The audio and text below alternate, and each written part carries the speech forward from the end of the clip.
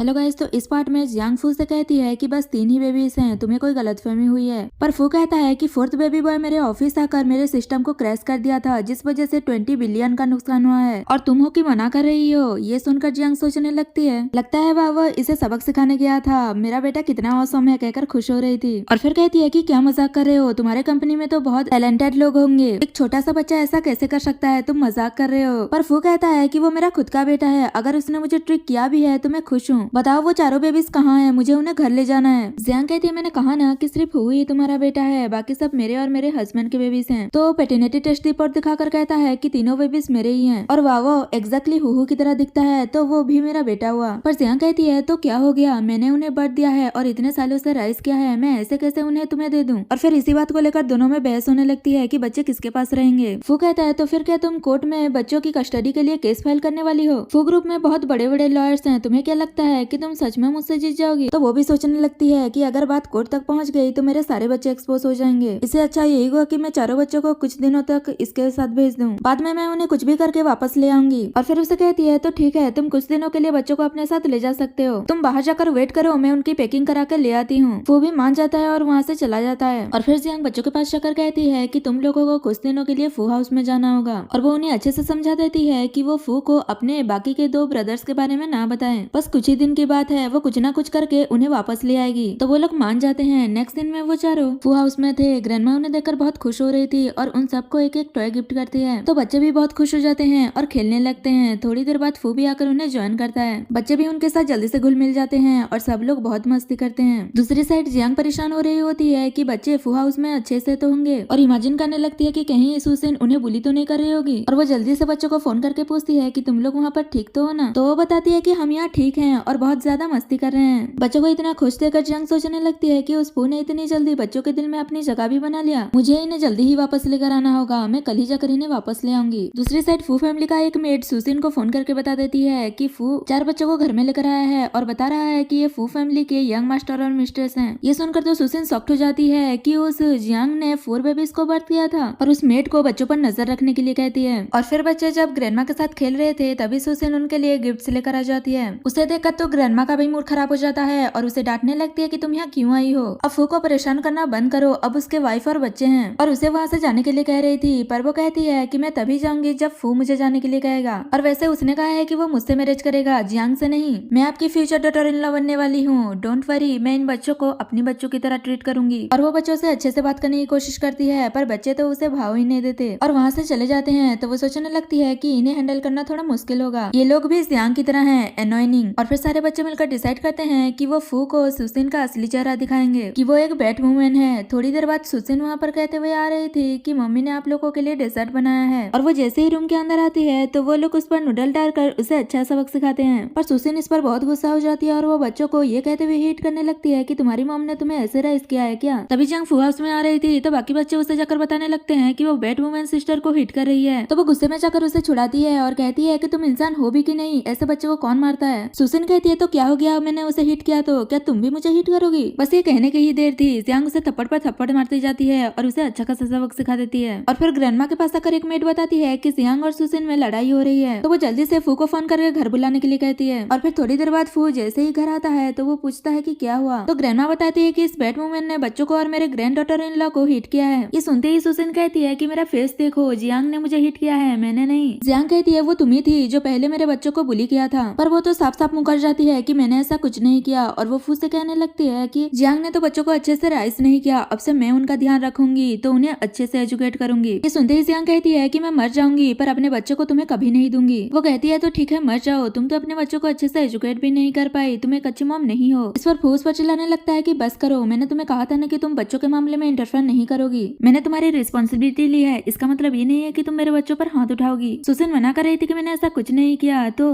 Grandma CCTV footage दिखाते हुए कहती है कि इसमें सब कुछ रिकॉर्ड हो गया है, क्या अभी भी तुम झूठ बोलोगी। ये देखकर तो फू उस पर गुस्सा करने लगता है और उसे घर से निकल जाने के लिए कहता है और कहता है कि मैं तुम्हें दोबारा कभी नहीं देखना चाहता। और फिर मेड सुसिन को घर से बाहर निकाल देती है और यहाँ पर ये पार्ट खत्म हो जाता है।